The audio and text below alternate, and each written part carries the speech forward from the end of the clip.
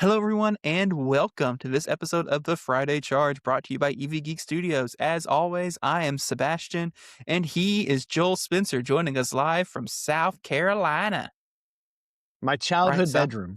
South Carolina? Yes. Okay. South Carolina, my childhood bedroom, which is now an office.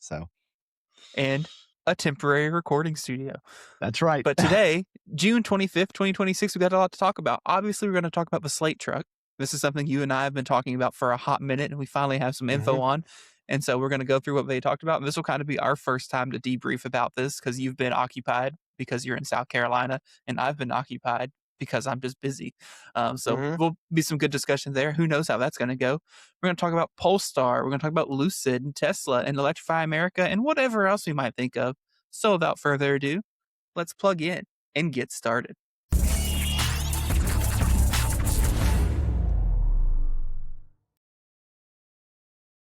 All right. So obviously our headline topic of the week is Slate. So let's talk about it. This week, Slate pulled the wraps off of its production spec cheap electric pickup truck. For starters, we're just going to go ahead and talk about pricing.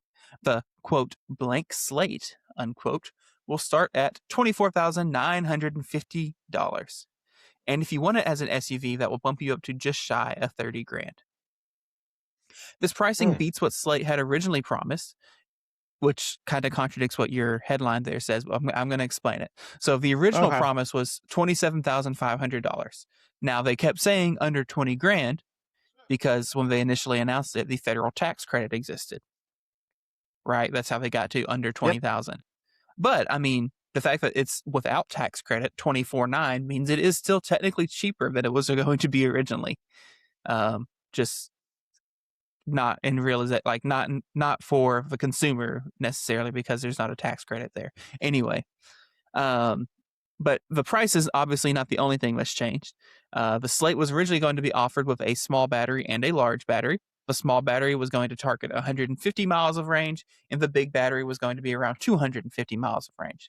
Now, Slate intends to only produce one battery pack, a 205-mile LFP pack with roughly 65 kilowatt hours of capacity. The truck is rear-wheel drive only with 181 horsepower, and just originally Slate had planned to use the NMC pack sourced from SK On, but they moved to an LFP pack to help them kind of keep pricing in check. Slate has reaffirmed that they intend to sell direct to consumer, no dealerships involved. They have also kind of kept their commitment that they're going to be partnering with local auto shop type situations to have these things serviced and offer courses for you to be able to do things DIY as well, which is cool. The truck features crank windows still, although I noticed going through the configurator, which we'll do in a minute, that the option for power windows has seemingly gone away, which I thought was interesting. It has plastic body panels, kind of like the Saturns of yore. But if you want a color that's not slate gray, you can get a wrap on it for, I think they start at like $500 for a full body wrap. Now, that's just for the material. It is a DIY wrap, so you have to wrap it yourself. Ooh, I didn't know that. I forgot about that. But they will sell you the pieces to do it yourself, basically. That said, it's honestly not a bad way to save money. A paint shop is incredibly expensive, and by just not having one, they're probably able to save a decent bit of production costs. And just, obviously this is a 2-door, 2-seat pickup truck standard. The SUV setup is still 2 doors, but then has 5 seats. And you're allegedly going to be able to, like, you could buy the truck and convert it to the SUV later and do it yourself, or you can buy the SUV and take the back end of it off and take the seats out the back and then have a truck later. So, of course you have to pay for those kits, obviously, but, it's supposed to be kind of DIY-able. The car does not have an infotainment system. Instead, it relies on you to either use a phone or tablet mount, and then there is an option you can have built-in speakers, or you can have a mount for bring your own Bluetooth speaker in the dead center of the car and use that to jam out. Oh, cool. At $25,000, the Slate is the cheapest EV for sale here in the US, but you are obviously making a lot of trade-offs for that price. And with Ford's UEV coming in 2027 with a teased roughly $30,000 price tag, I'll be very, very interested in seeing what the feature difference is between the two, how close Ford is to that $30,000 number, etc. It looks like the first batch of Slates are expected to be delivered starting in January of 2027. All right. So Joel, I'll let you go ahead and stop sharing your screen. I will share mine. Boom, boom. It's always fun you've been when I share my you screen. have been sending me little snippets of the configurator that you've been playing with. So, which I am not currently logged into the website, so I cannot pull up the ones I had previously, but it's okay. We'll just do it from scratch. Why not? Yep. So I'm just going to come up here. We'll hit build and shop, build and shop, build and shop. There we go. So here you can see kind of the initial kits, right? You have the blank slate, which is the pickup truck. Looks like that. You've got the squareback SUV, which gives me two-door Bronco vibes. You have the fastback, which is the same thing, but slanted at the back. And then you have your open air kit, which allows you to take the back off and continue. There you go, but still have seats in the back there, which that is very Bronco. yes. I just want the truck. Like I don't necessarily want the SUV because a two-door SUV never really makes sense to me.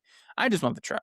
So we'll do that. Old people ain't crawling in and out of that car. So there you go, $24,950. Yeah. Then you go into your wraps. So this is what I was talking about before. A full wrap starts at $499. They also have options for partial wraps, so you can like wrap just the top of it for $300. You could do just a roof for $150. You can do the lower half of the truck. You can wrap the back half. That looks weird. You can black out the B pillar, whatever. But how I'd kind of done it was to do, actually, before I even get into that, you also have these signature designs, which I think are really cool. So you have this like two-tone green affair. You have this one that they're calling Sublime. It has like lime accenting. You have everything blacked out. You've got this Crimson Cape. That's a funny name. And I really like these, the kind of retro vaporware-y style designs. And you can do these as a full, a partial, or just a lower decal. And then you have this one that reminds me of the cups. And that one below that reminds me of a Bronco. Or that's like a 80s Toyota is what I think of. Yep. Anyway, but so you kind of have these options. Blew my top. Ha ha ha. Yeah. Anyway, but what I had kind of landed on for when I was looking at this was to go boom, boom. Nope, I did it again. Dadgummit. You've only done this like 10 times, Sebastian. I know, you'd think I'd be better. But I kind of went for a cherry red. Ooh. I thought I told it I didn't want the back seat. Hold on. Boom. Boom. There we go. So I'd gone for cherry red, leaving everything else there the same. Don't need any decal because I've wrapped the whole car. I kind of like the way these more advanced front lights work. Yes. It says they're animated as well, which is neat. Looks very Ionic-ish. And same thing for the back. Boom. Of course it is very Ionic-ish. What do I drive, Joel? Yes, that's man after his own heart. You have tons of options for roof racks on the truck. I personally kind of like the look of this the cab rack. Boom. There's a problem with all this we're going to get to. I don't need any of this. There is an option for a solar tonneau cover that you can then hook up to like a portable power station, which I thought was neat. You've got options to do a spare tire on the back. I don't need none of that. You got options to put mole panels in the back and tie downs and all sorts of things like that. You've got a bed cap option, which is cool. Because I'm an old man. See, obviously I do want to have a locking tailgate, so I'll hit that button. I do want a 2-inch hitch. Yep. They have not announced anything as far as towing capacities, just by the way. Yeah. All right, appearance. Here we go. Let's see here. So I like the way the upgraded bumpers look. They kind of get rid of that just plain black plastic look. So let's see, did it actually do it? There you go. So plain black upgrade. Plain black upgrade. Hopefully y'all can see that. Wheels and suspension. So I actually like on this, they offer not only wraps for the whole car, but you can also just wrap the wheels. So you can see it obviously has steel wheels on it. There is options to do a more alloy design, but they obviously are expensive. The 17-inch alloys are almost $1,400, or 20-inch is also $1,400. You'll get less range and all that. But I personally like, you can come in here and add a wrap to it. So I did this one. They call it Snow Dog. There you go. And then it gives it that look of an actual wheel. Yep. I'll come back up here. I also really like the way it looks with the lift kit. just to be honest, because it's such a little truck. Like, to me, it just kind of really, it's barely even a lift kit, but I just feel like it looks better. You can also apparently have a lowering kit if you want to look for a more street truck look. And the other thing I need is, it obviously needs AT tires. I don't make the rules. But don't the AT tires there look much better than than those? The spare tires is what I call them. Yeah. Anyway, and I mean, really, that's all the options I want. But here's the issue with this. So remember, it started at $25,000, right? Mm-hmm. To build it the way I wanted it, which I didn't even feel like I added anything that crazy that whole time. Just kind of very standard packaging. We're now at $30,000. Yep. And that's considering too, if you look in here, some of these items don't have prices on them yet. Like the lift doesn't have a price on it yet. Yep. It can be another $1,000 or $1,500. And $30,000 is a lot of money for this. And especially a lot of money when you consider if Ford gets anywhere close to that price with the UEV pickup truck that's coming soon. Which will most likely have more range. It will probably have more range. We'll probably have, driver assistance features, infotainment, all that jazz. Electronic windows. So it's a hard pill to swallow. I was pretty excited about this. I know you and I had thrown around the possibility of getting one. Give it for the business. You and I can split it around. We can make some content with it, and also just to have, because it would be handy to have a truck for just random things. But I just, at this price, I don't know that it can make sense. That's true. I mean, unless if we got just the bare bones one, I guess no options. Which I didn't even go through the interior config. That was my bad, but it's fine. I just looked at the exterior. There's a whole section for the interior too, and the price can go even higher. But it's like, at the $24,000, if you were able to get a decently equipped one for $24,000, that's pretty considerable. I would consider that, but it's just hard to. It's just hard to think of. Now, a lot of people have talked about online. It's like, why would you buy this over like a Maverick?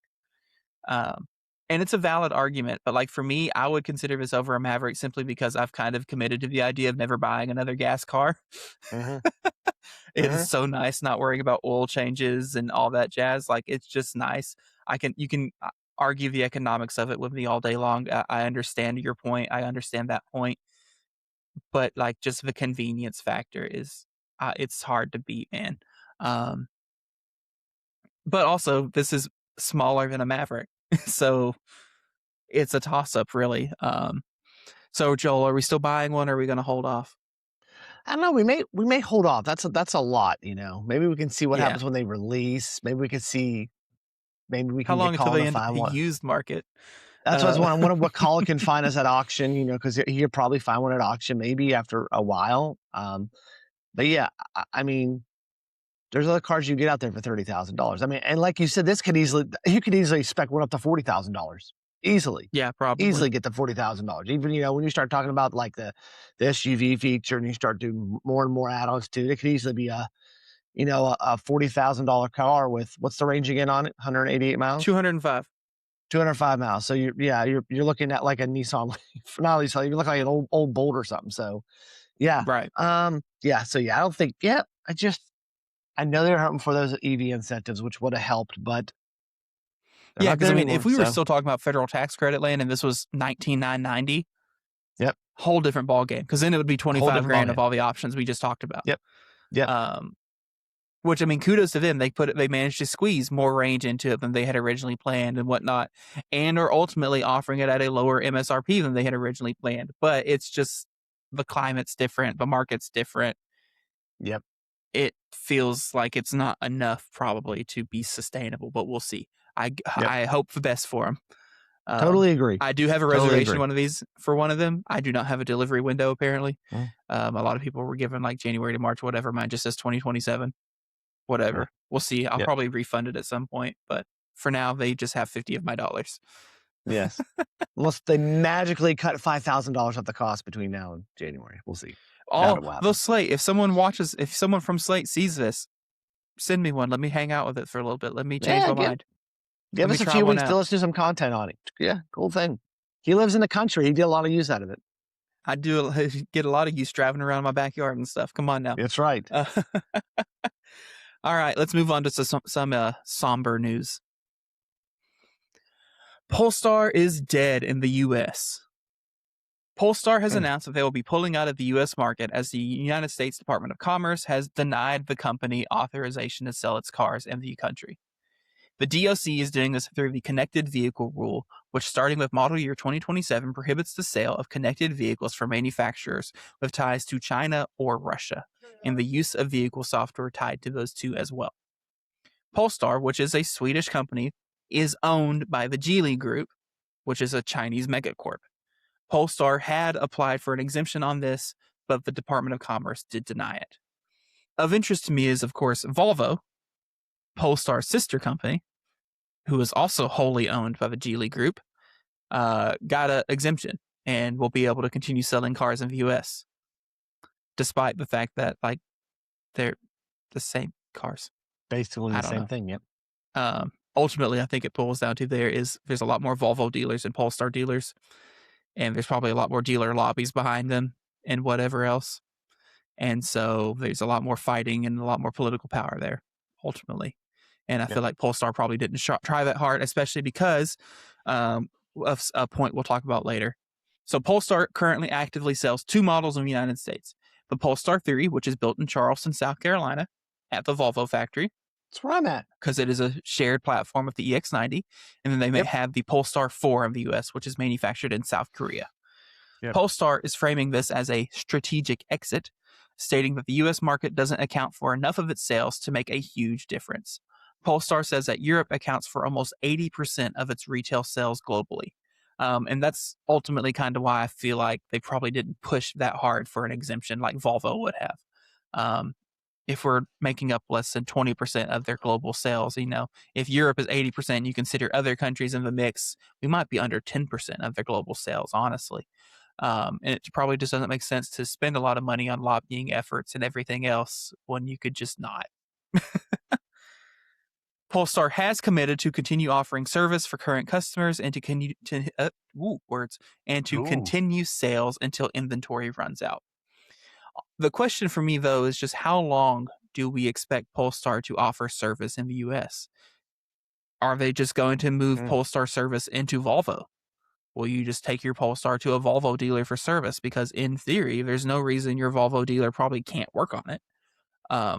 Especially if they get training and tools and whatever, because it should be largely the same cars. I mean, like we mentioned, the EX90 and the Polestar 3 have the same platform. They're the same car, just in a different skin, like whatever. And I just also wonder how long will these Polestar dealers stick around, right? Because there's going to be a market for used Polestars. There's going to be a market for off-lease cars, whatever else. Will Polestar continue to try to sell those, or will they just send them straight to auction and they'll end up at a used lot like Evolve or wherever else? I don't know.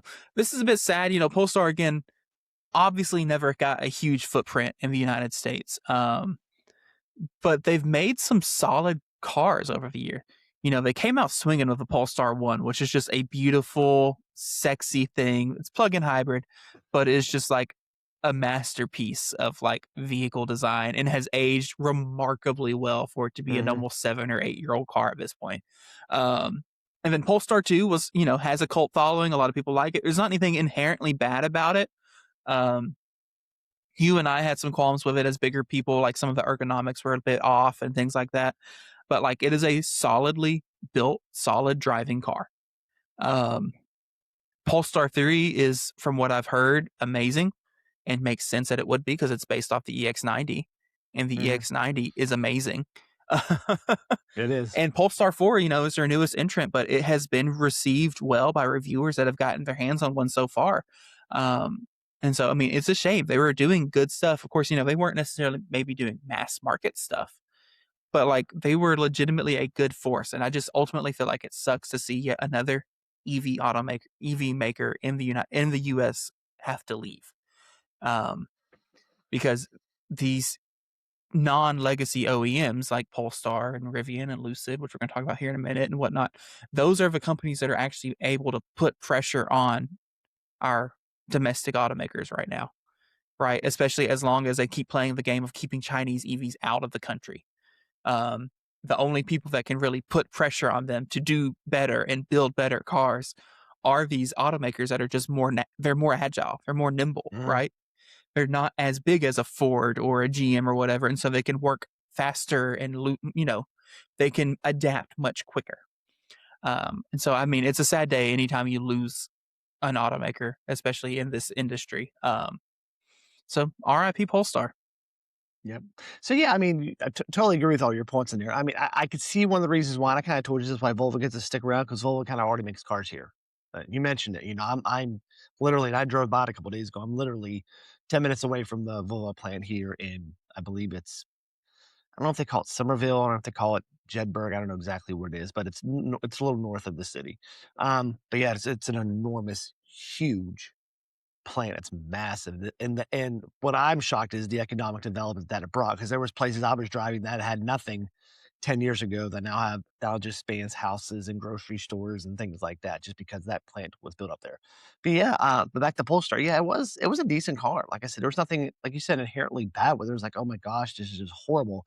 The design, the design for, like, a little crunch cockpit for us, people over 6 feet tall, But other than that, it's a solid brand, But and we're here's kind of sad because we know the Chinese bring some good competition to the playing field, and it's sad that we're not going to see some of it.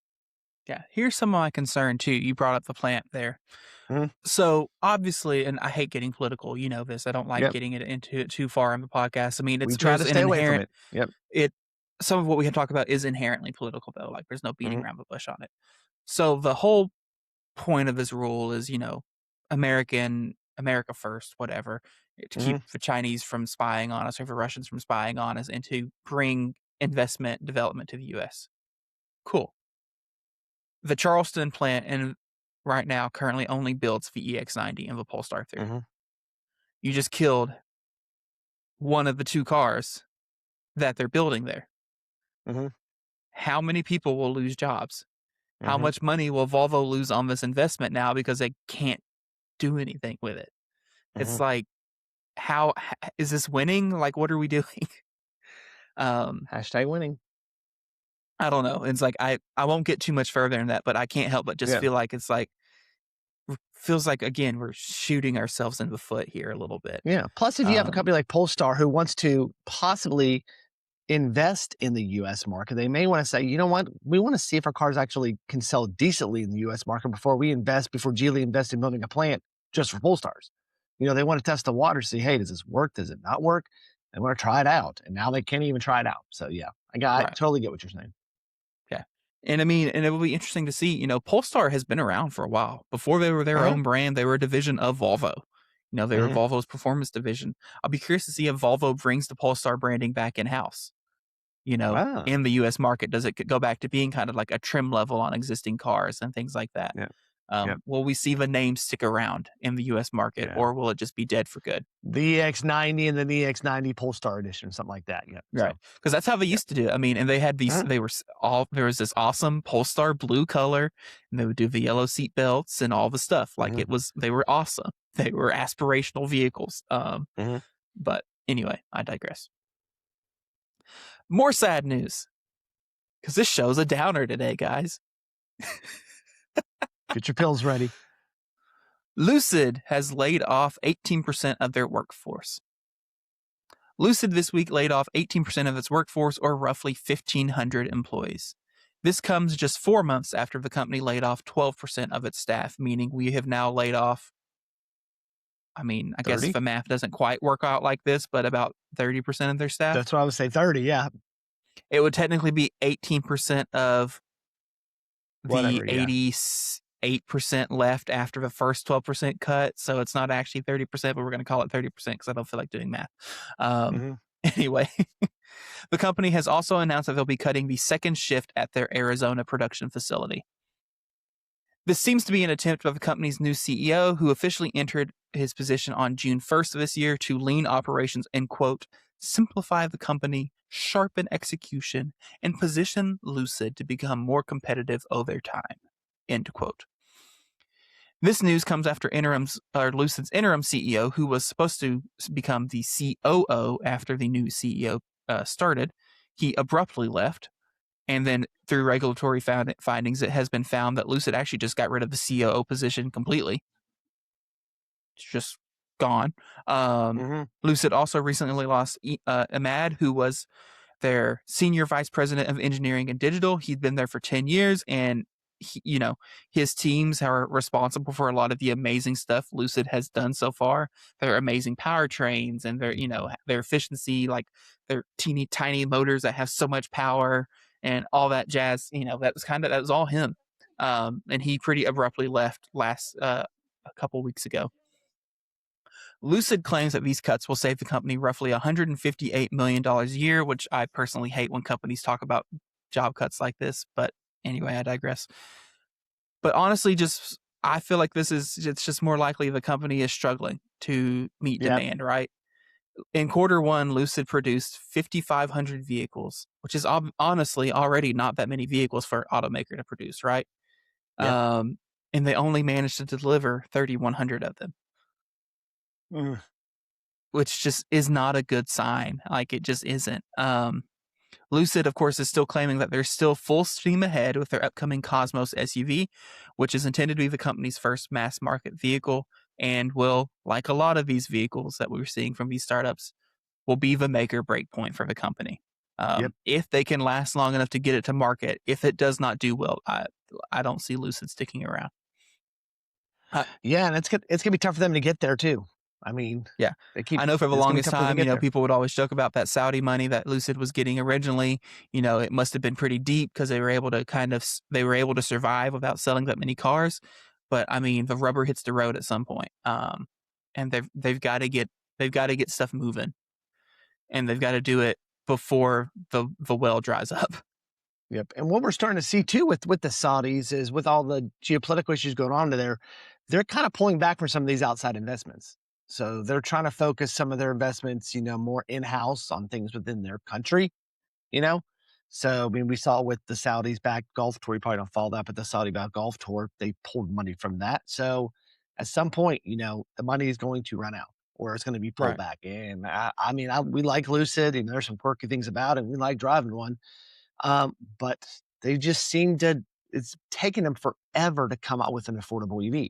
I mean, it's just, everyone thought it was the Gravity was going to do it for them, and the Gravity didn't do it for them, I mean, the Gravity is amazing, but it's still a $100,000 car, or almost $100,000 car.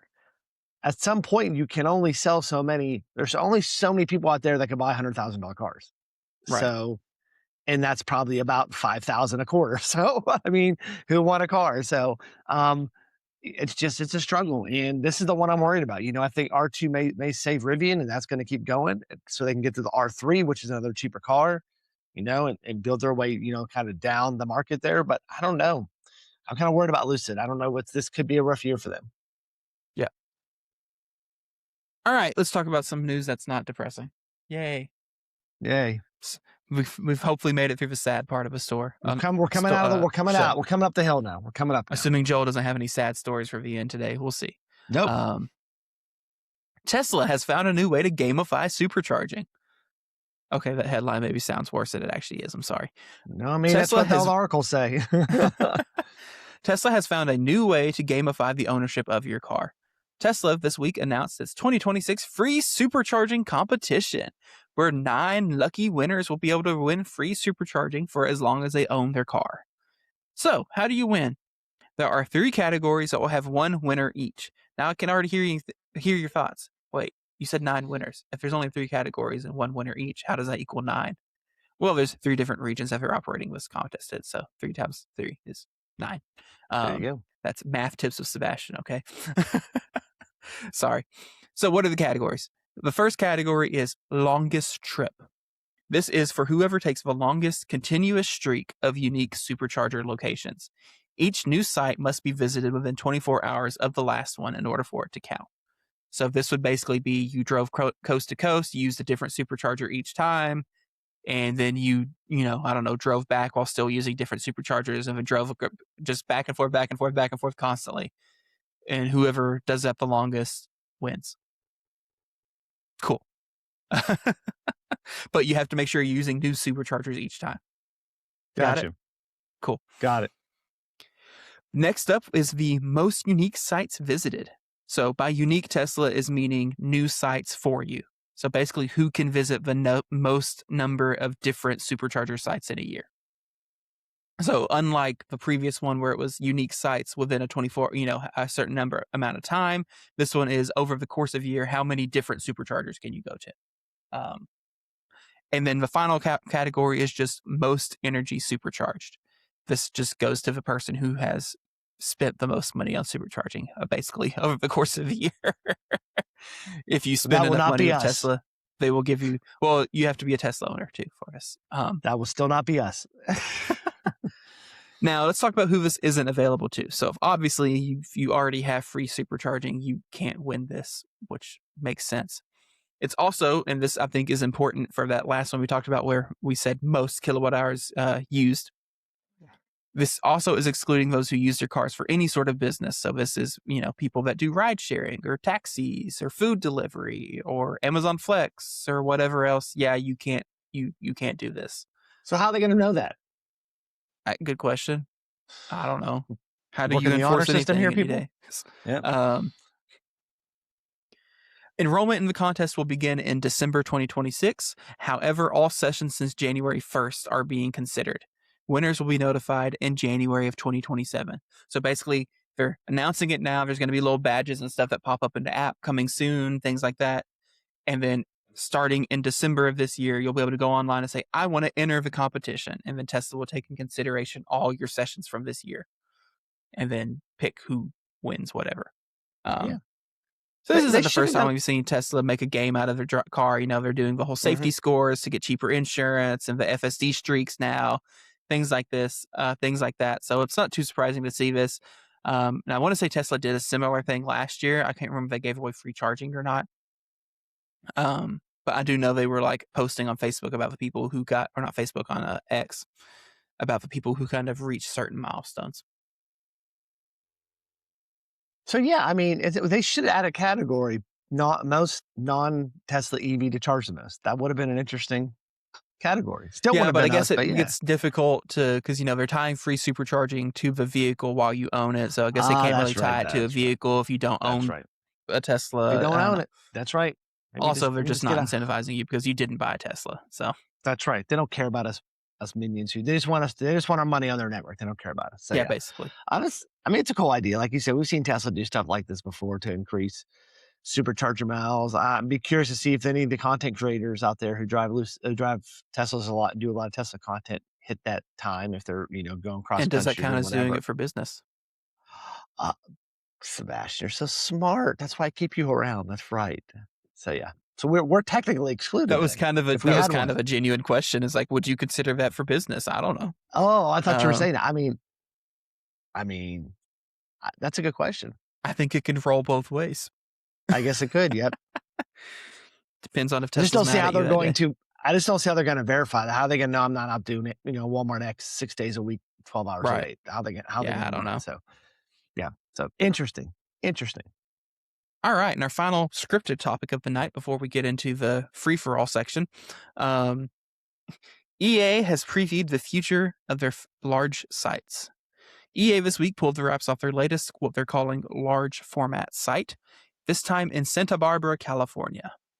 This site features 20 350 kilowatt dispensers, all CCS for now, but that's not what's interesting about it.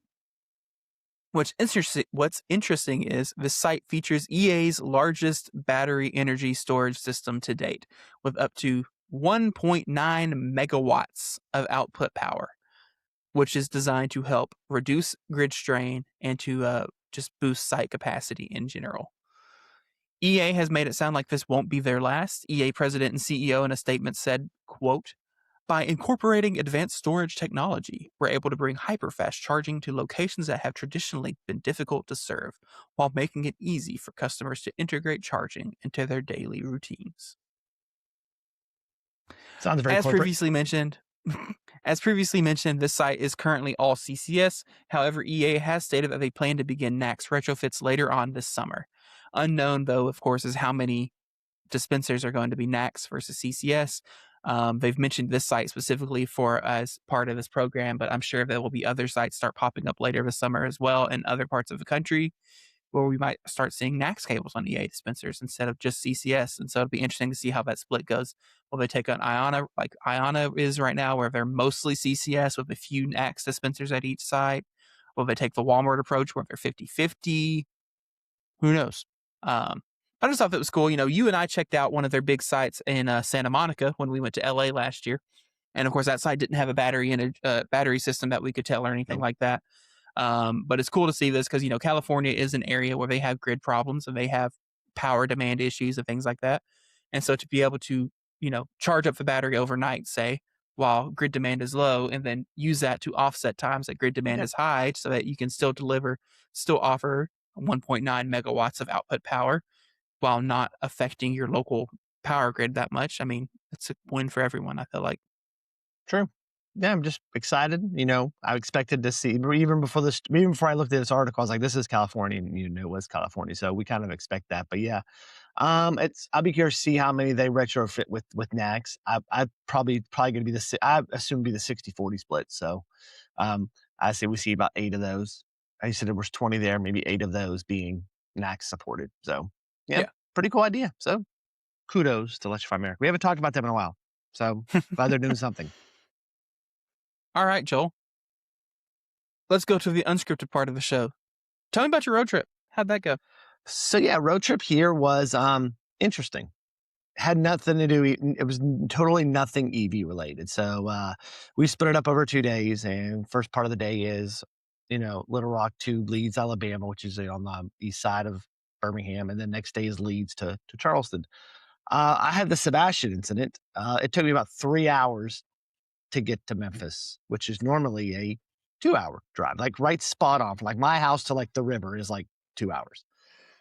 It was brutal. We had to get off some exits. There was detours. Then once we got back on, I couldn't even get above like 60 the entire time I was going down the freeway. I think I hit 70 miles an hour one time. I don't know why there was so much traffic on the road. It was a Thursday afternoon. I have no idea why there was so much traffic on the road. Nothing special going on. But yeah, a whole lot of traffic going on. And everything was fine. The nice part of the trip is like no charging. We stopped at one time at South Haven at a brand new, I think it's looks like a Target location. I've never been there before. The one in South Haven is always at the Burger King. So this one routed us to the one at Target, which was nice, right beside of Freddy's. Easy in and out, right off of the little bypass around. Next stop was in Gwen, Alabama. Been there before. It's a Holiday Inn. That's where those lovely Francis Energy ones are there too. So I stay away from those. And so by the way, this whole trip we charged a Tesla. So that's not on purpose. That's just where it routed me. So, except one time.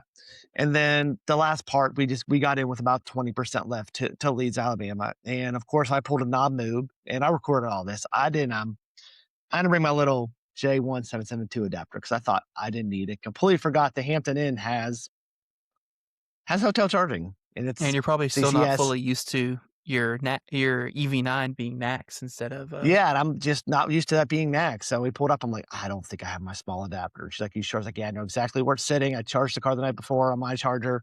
I know exactly where it's at. My buddy has one here. He gave me in case I need a level 2 charm here. But the next day, nice, good friends. Really, yeah, kind of uneventful. We left and charged once. We got that night. I pulled into a Buc-ee's and we recorded the Wednesday, the last week's Friday Charge episode in the Buc-ee's parking lot while we're recording. Got to 100%. Next day had 2 charge stops.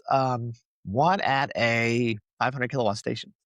So at a V4 supercharger, at a V4. True yeah, V4.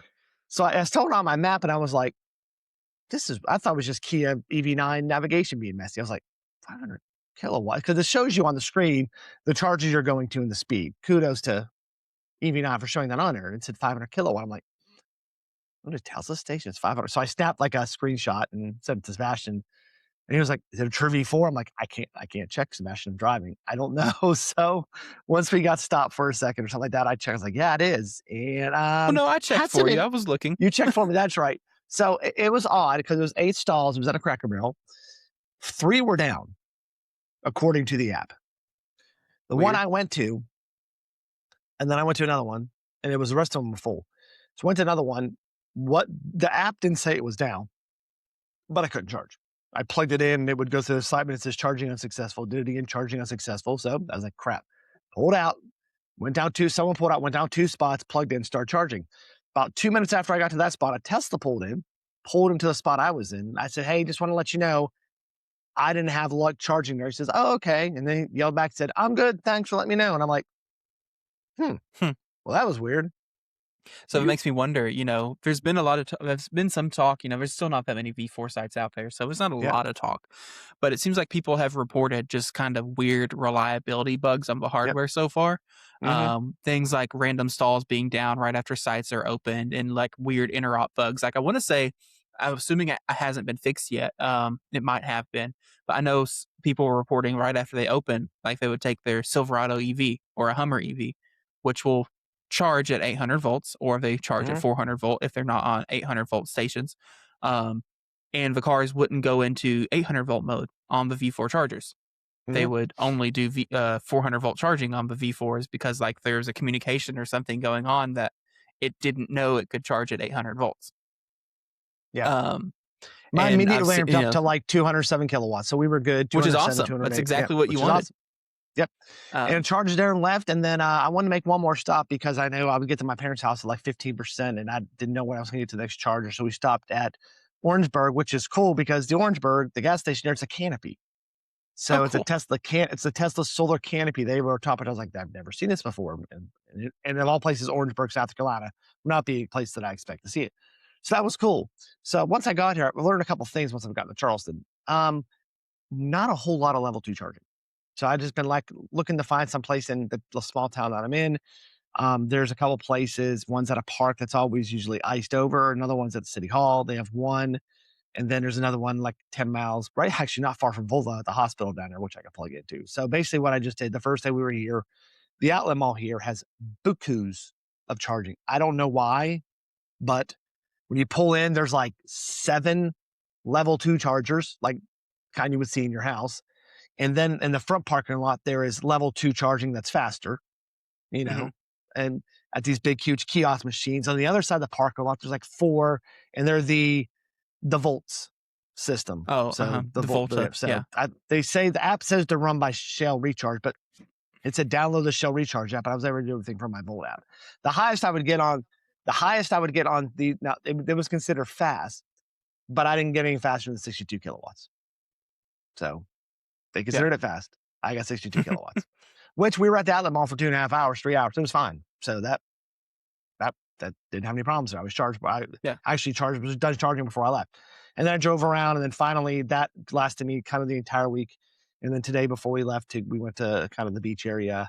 We were driving past a Pilot Flying J, and I saw some GM stations over there in weird spots. Like, pulled in, so I charged at a EA station, GM EVO station.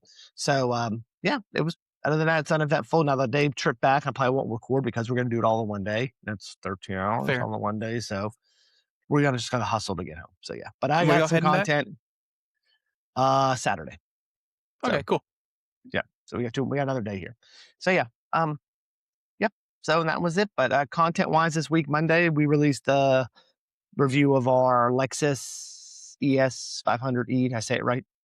Yep. Okay, good. Yep, I really liked the car.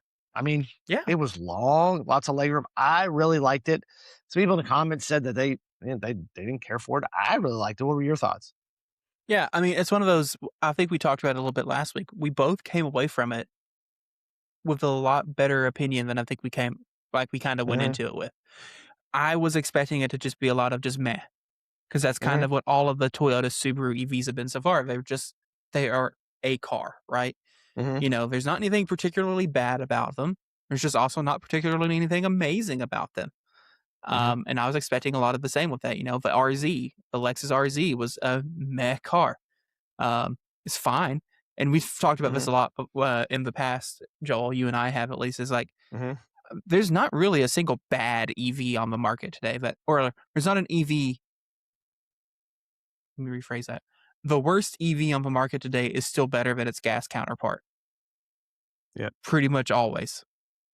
Because it drives better, it's just more comfortable, whatever. You get the advantages of having an EV, etc. And so, like, even though the RZ is a meh car, it's still good. Like, it's still, in the Yeah. grand scheme of things, good. Yeah. And so I was just kind of expecting similar with the ES, right? When we got into it, it was just going to be meh, Meh. fine, whatever. And there Durable, are aspects reliable, about yes. the ES, and there are aspects about the car that are just fine. Mhm. But it was the most polished of the Lexus, Toyota, Subaru triangle of EVs that we have seen so far. I There's totally still agree room with for you. Totally there's agree. still Yep. room for improvement. Yep. But as far as being an ES goes, it is a good car. Totally agree with you. And it's so I think in the video I said it was a little cheaper. It's Mhm. like a lot cheaper than Really? the hybrid model. The hybrid model starts at 51 Wow. and the electric one is 47. Wow, that is a big difference. And they're optioned identical, just one has an Yep. electric powertrain and one doesn't. Yep. Which is just interesting to me. So yeah, that's out on the channel if you want to go watch it and get some more ideas on it. I've seen some people refer to it as smooth as butter or whatever, and it's a very Yep. apt description of the car. Yep. And then Joel, you've recorded some mini charge episodes while you've been gone. So yeah, I recorded one, talked a little bit about Ford because Ford just decided to announce out of the blue, like, yeah, we're not moving the Mach-E to the new platform, which makes sense. They're not, you talked a little bit about it before, their new UEV platform, the Mach-E is not coming with it. So I just kind of talked a little bit about that, maybe why Ford was behind that, and then maybe some options. Does Ford keep it until they just keep it on the old platform until the wheels run dry? Do they bring it over as another car, maybe like the Ford Escape EV or something like that? Do they just rebrand it as something else? Because having an EV Mustang was kind of controversial for Right. true diehard muscle Mustang owners. Or do they find a way? Or do they say we don't? It's dead. That's the other one. It's dead. It's gone. So long, farewell. So we just kind of went through one of those things. I honestly think it will just kind of just both put it out the pasture, kind of like we did the Lightning. They'll say, we're not bringing this Head out to the back. glue factory. Hello, like you said, by so long, farewell. We'll sell what we have remaining in stock. We'll still service them, all that blah, blah, blah, blah stuff.